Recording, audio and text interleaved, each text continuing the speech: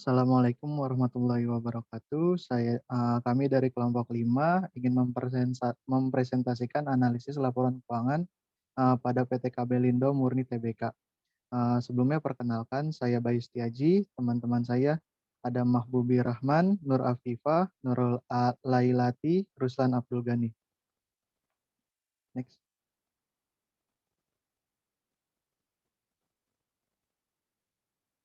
Next.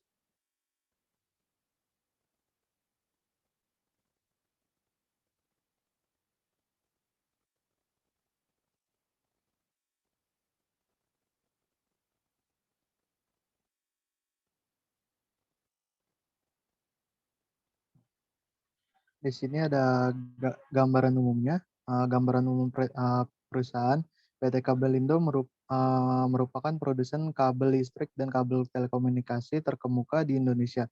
Jejak akarnya bermula dengan berdirinya PT Kabel Indonesia atau Kabelindo di tahun 1972, sebuah perusahaan milik asing sebagai salah satu kabel pertama manufaktur di Indonesia. Pada tahun 1979, kepemilikan perusahaan dipindahkan ke Indonesia atau PMDN dan namanya diubah menjadi PT Kabelindo Murni. PT Kabelindo Murni go public pada tahun 1992 dan tetap terdaftar di Bursa Efek Jakarta. Next. Proses bisnis di PT ini pada tahun 1992 Kabelindo resmi menjadi perusahaan publik dan menawarkan saham perdananya sebanyak 3.100.000 lembar saham di PT Bursa Efek Jakarta dengan kode KBLM dan jumlah saham keseluruhan yang tercatat adalah 14 juta lembar saham. Pada tahun 1995, perseroan membagikan saham bonus sebesar 14 juta lembar saham sehingga total saham tercatat di BI menjadi 28 juta lembar saham. Pada tahun 1995, perseroan melakukan penambahan modal dengan hak memesan efek terlebih dahulu atau right issue sebanyak 20 juta lembar saham sehingga total saham yang tercatat di BI menjadi 56 juta lembar saham. Pada tahun 2021, perseroan menerbitkan saham tanpa hak memesan efek terlebih dahulu sebanyak 1.064 juta lembar saham sehingga total saham yang tercatat di BI menjadi 1.120 juta lembar saham. Next. Di sini ada strategi perusahaan menerapkan balance scorecard dalam sistem manajemennya. Penggunaan balance scorecard ini didasari oleh kebutuhan pihak manajemen PT Kabelindo terhadap 5 alat manajemen yang dapat memberikan ukuran kinerja secara komprehensif serta dapat memberikan manfaat secara finansial dan non-finansial. Pihak manajemen memerlukan instrumen yang mampu menjelaskan berbagai aspek lingkungan dan kinerja perusahaan sehingga dapat memudahkan perusahaan dalam memantau perjalanan perusahaan untuk menuju masa depan yang diinginkan. Di sini ada market capitalization adalah nilai atau harga sebuah perusahaan yang dihitung dari jumlah keseluruhan nilai saham yang beredar. Berdasarkan data di atas dapat dilihat bahwa Supreme Cable Manufacturing and Commerce Tbk merupakan perusahaan properti dengan market capitalization tertinggi di antara pengembang yang lain. Hal tersebut menempatkan SCCO sebagai market leader perusahaan properti dengan nilai kapitalisasi pasar sebesar 16,15% di seluruh Indonesia. KBLM sendiri menempatkan namanya dalam urutan ke-6 dengan nilai kapitalisasi pasar sebesar 1,26% atau hanya 59,89%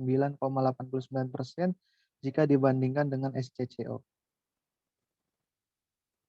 Next.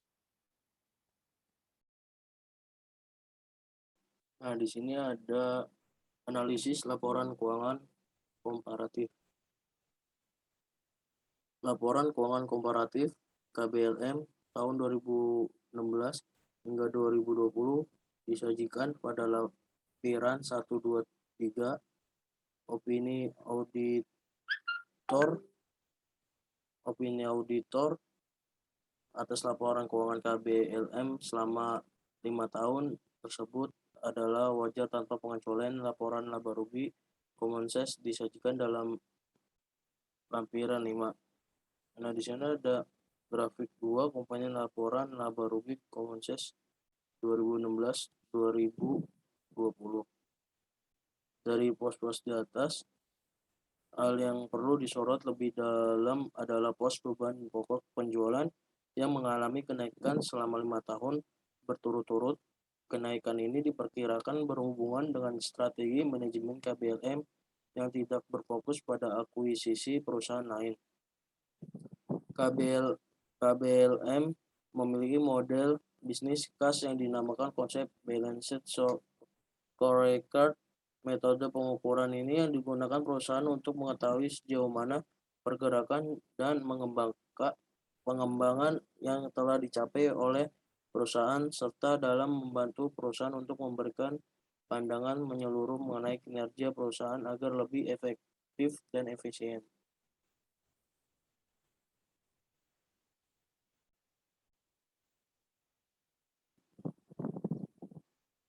Di sini ada komponen neraca Common Sense 2016 sampai 2020. Grafik ketiga. Nah, neraca Common Sense disajikan dalam lampiran 6 jumlah aset selalu meningkat cukup signifikan setiap tahunnya sejalan dengan strategi akuisisi yang dijalankan KBLM. Proporsi aset lancar dan tidak lancar cenderung stabil. Sementara jika dilihat dari komposisi liabilitas dan ekuitas KBLM naik dan turun cukup stabil dari tahun 2016 ke 2020. Sebaliknya, liabilitas jangka panjang semakin meningkat dari tahun ke tahun. Sekilas terlihat bahwa KBLM mulai berubah struktur modal atau mendanai perusahaan dengan utang daripada modal.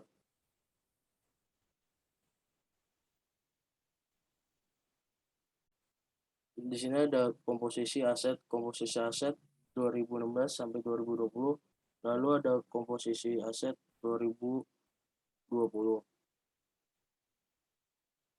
Dari grafik di atas terlihat ada 3 pos yang cukup signifikan terhadap total aset yang dimiliki KBLM, yaitu aset tetap menyumbang sebesar 69%.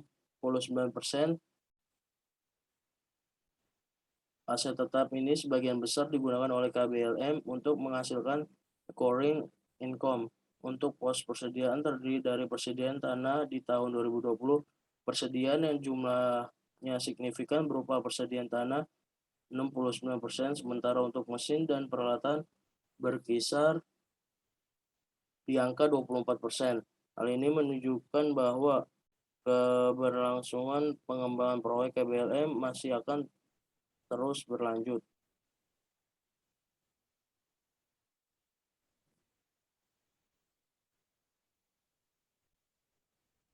Nah, lalu ada diagram 2 komposisi persediaan. Sedangkan untuk pos kas dan setara kas dari tahun 2016 ke tahun 2020 mengalami penurunan. Meskipun demikian, jumlahnya di tahun 2020 tidak cukup besar, hanya 1% dari total aset yang dimiliki KBLM. Strategi KBLM dengan tidak mempertahankan saldo kas yang cukup besar akan menghadapi risiko likuiditas. Dengan saldo kas dan setara kas yang menurun, KBLM kurang dapat memastikan ketersediaan sumber pendanaan cukup untuk aktivitas operasi dan aktivitas investasi.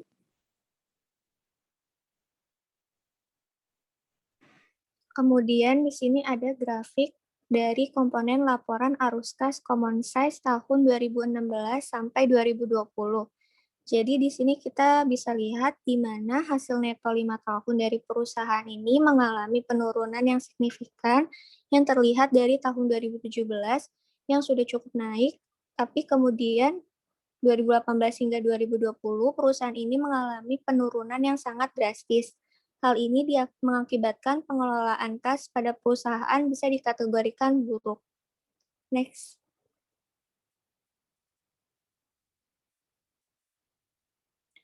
Kemudian di sini ada analisis likuiditas jangka pendek. Yang pertama itu ada rasio perputaran perusahaan tahun 2016 sampai 2020 dan FSSCCO tahun 2013. Kemudian ada siklus dan periode likuiditas perusahaan 2016 sampai 2020 dan FSSCCO 2020. Nah, jadi pada dasarnya itu analisis likuiditas ini merupakan hasil pembagian kas dan aset lancar lainnya dengan pinjaman jangka pendek dan kewajiban lancar.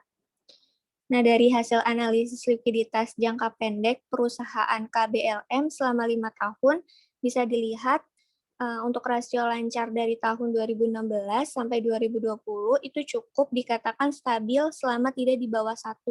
Dan di tahun rasio lancar KBLM tahun 2020 hasil analisisnya itu sebesar 1,91. Hal ini itu cukup lebih baik dari SCCO 2020 yaitu sebesar 1,43. Perputaran piutang pun memiliki stabilitas yang baik karena masih menginjak angka 1, yakni KBLM tahun 2020 sebesar 1,48.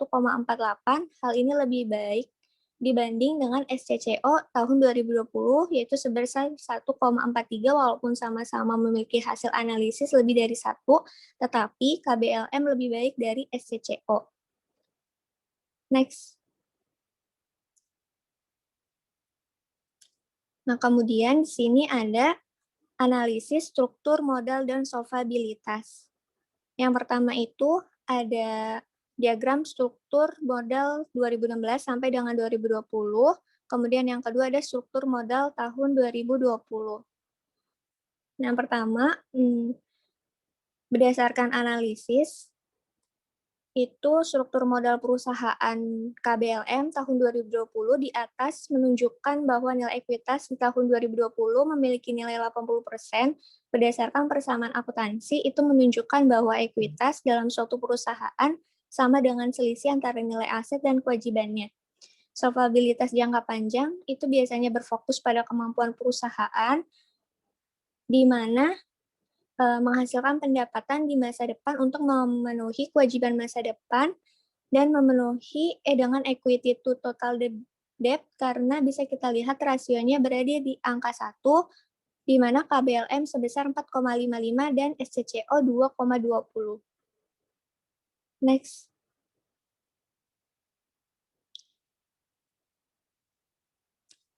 Kemudian ada analisis pengembalian atas modal yang diinvestasikan.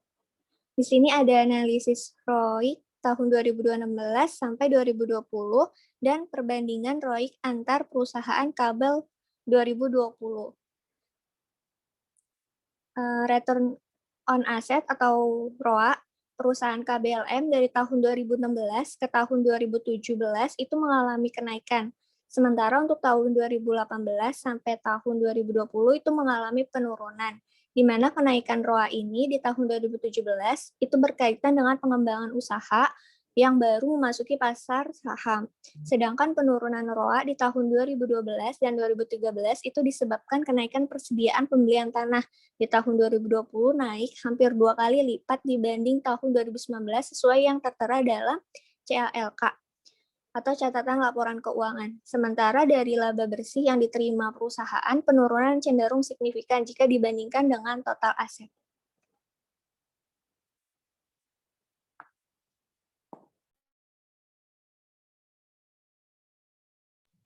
Analisis pemanfaatan aset.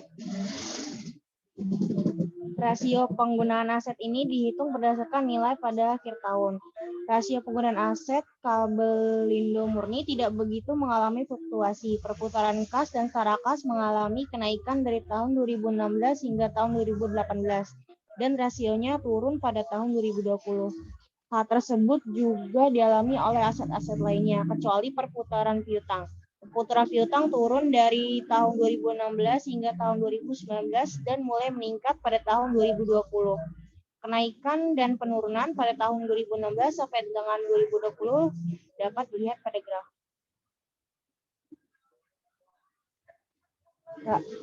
Rasio pemanfaatan aset dibandingkan market leader tahun 2020 dilihat dari analisis rasio pemanfaatan aset di atas ini.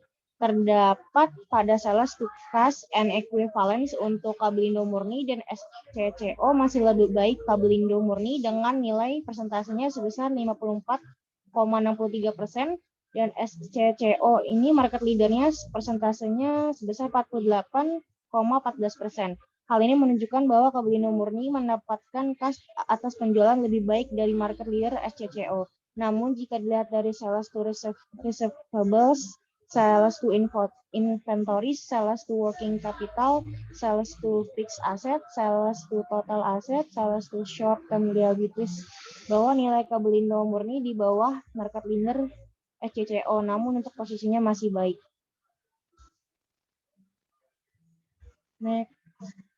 Nah, di perputaran persediaan, Kabelindo Murni memiliki dua jenis persediaan yang terdiri dari persediaan lancar dan persediaan tidak lancar. Dalam menganalisis perputaran persediaan, kami menggunakan analisis perputaran persediaan sebagaimana pada grafik ini. Jumlah persediaan yang dimiliki oleh Kabelindo Murni memiliki tren yang selalu meningkat setiap tahunnya. Kami menggambarkan tren peningkatan tersebut sebagaimana grafik ada di PPT. Nah, bisa dilihat dari grafik Kabelindo di atas menunjukkan persediaan tanah memiliki komposisi naik pada tahun 2017 sampai 2020. Disusul dengan bangunan dan prasarana, Kabelindo Murni meningkatkan setiap tahunnya. Hal ini menunjukkan cukup baik pada perusahaan Kabelindo Murni pada komposisi persediaan, walaupun terdapat penyusutan persediaan mesin dan peralatan yang masih cukup tinggi. Namun jika melihat perbandingan 2016 hingga 2020 untuk penyusutan mesin dan peralatan tetap stabil. Next. Analisis kinerja dan profitabilitas operasi. Pada rasio ini, rasio profit margin dihitung berdasarkan persentase gross profit, EBIT, dan net income terhadap penjualan. Kabelindo Murni mengalami kenaikan profit yang cukup stabil dari tahun 2016 hingga tahun 2020. Bisa dilihat pada grafik ini. Jika dilihat dari gross profit margin, Kabelindo Murni dari tahun ke tahun lebih efisien dalam memanfaatkan faktor-faktor produksinya, baik dari material maupun tenaga kerja. Pada rasio profit margin pada tahun 2016 sampai 2020. Dilihat dari pos perbandingan di atas bahwa gross profit margin Kabelindo Murni dan market leader SCCO tahun 2020 di angka yang baik. Pada Kabelindo Murni sebesar 5,69%, dan SCCO 14,61%. Ini menunjukkan efisiensi yang dapat digunakan bisnis untuk memproduksi dan menjual satu atau lebih produk sebelum biaya tambahan dikurangi. Lihat dari operating profit margin Kabelindo Murni dan market leader SCCO tahun 2020 di angka yang baik. Pada Kabelindo Murni 1,03% dan SCCO 5,88%. Hal ini menunjukkan kemampuan perusahaan untuk meningkatkan laba sebelum bunga dan pajak dibandingkan dengan penjualan yang dicapai perusahaan. Dan terakhir, net profit margin KBLM dan market leader SCCO tahun 2020 di angka yang baik. Kabelindo Murni 0,74% dan SCCO 4,38%. Net profit margin merupakan poin penting untuk menilai kemampuan yang dimiliki perusahaan dalam mendapatkan keuntungan. Untuk perusahaan Kabelindo Murni sulit mendapatkan keuntungan. Persentase aset tetap terhadap akumulasi penyusutan menunjukkan apakah perusahaan dapat memperoleh cukup kas untuk menambah asetnya atau mengganti aset yang usang. Rasio ini diperoleh dari membandingkan akumulasi penyusutan dengan nilai aset tetap tanpa tanah dan konstruksi dalam pengerjaan. Rasio aset tetap terhadap akumulasi penyusutan Kabelindo Murni. Analisis penyusutan Kabelindo Murni dari tahun 2016 hingga 2020 dan dibandingkan SCCO pada tahun 2020. Rasio beban penyusutan terhadap aset tetap Kabelindo Murni cukup kecil dibandingkan dengan SCCO, yang dimana KBLM itu persentasenya 9,68% dan untuk SCCO 24,38%. Penyusutan aset tetap KBLM hanya sebesar 9,68% untuk tahun 2020. Nilai tersebut cenderung stabil dan turun dari tahun-tahun sebelumnya. Rasio beban penyusutan terhadap penjualan digunakan untuk menghitung berapa banyak jumlah pendapatan yang digunakan untuk memelihara modal yang digunakan oleh perusahaan.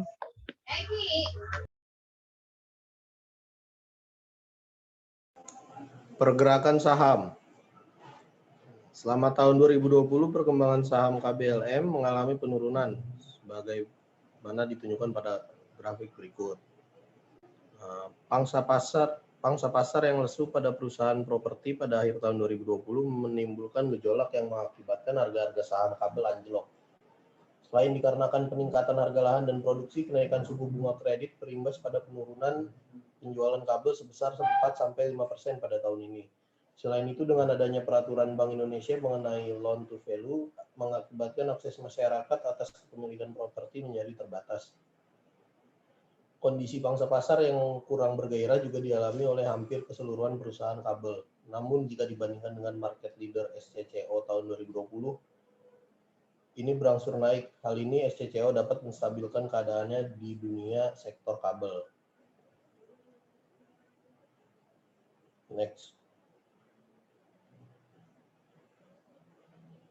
Analisis DuPont.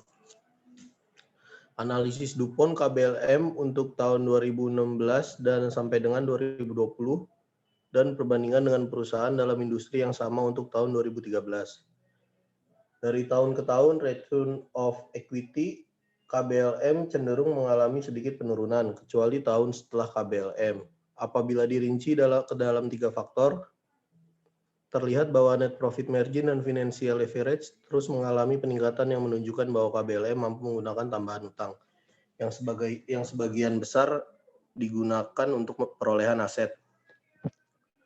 Untuk menciptakan tambahan keuntungan, namun demikian tambahan keuntungan tersebut tidak berimbang dengan penambahan aset yang diperoleh. Hal ini menyebabkan aset turnover mengalami penurunan, yang menjadi penyebab utama ROE menurun. Memang persediaan dalam industri properti yang berupa aset real estate membutuhkan waktu yang lebih lama hingga siap untuk dijual, sehingga hal ini di atas sangat mungkin terjadi.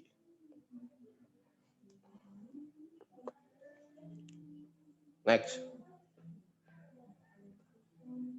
Peramalan, perbandingan ROE, dan faktor penyusunan. Laporan laba rugi historis KBLM tahun 2016 sampai 2020 serta ramalan untuk tahun 2021. Proses peramalan dimulai dengan harapan atas tingkat penjualan dan pendapatan usaha KBLM tumbuh kuat setelah melakukan KBLM tahun 2016. Penjualan dan pendapatan usaha KBLM terus tumbuh untuk tahun-tahun berikutnya meskipun tidak sebesar tahun sebelumnya.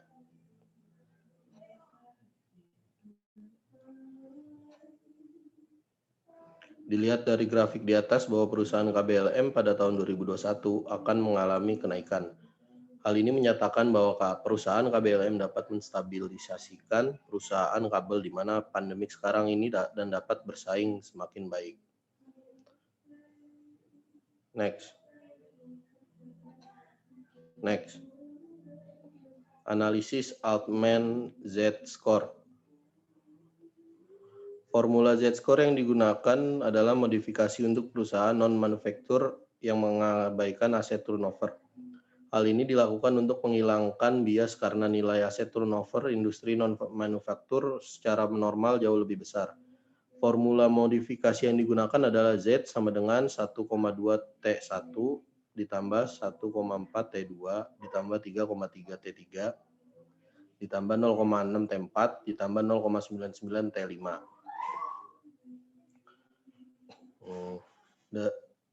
Dari data ini, perhitungan Z-score untuk KBLM bila Z lebih besar dari 2,99 maka dibilang zona aman. Bila 1,81 lebih kecil dari Z lebih kecil dari 2,99 maka zona abu-abu. Bila Z lebih kecil dari 1,81 adalah zona distress. Perhitungan Z tahun 2020 di angka 1,22 mengartikan Z lebih kecil dari 1,81 yang mengartikan bahwa distress di mana status keuangan perusahaan KBLM yang sedang mengalami kesulitan keuangan atau financial distress. Next. Mungkin cukup sekian presentasi dari kelompok 5. Kurang lebihnya mohon dimaafkan. Wassalamualaikum warahmatullahi wabarakatuh. Waalaikumsalam warahmatullahi wabarakatuh.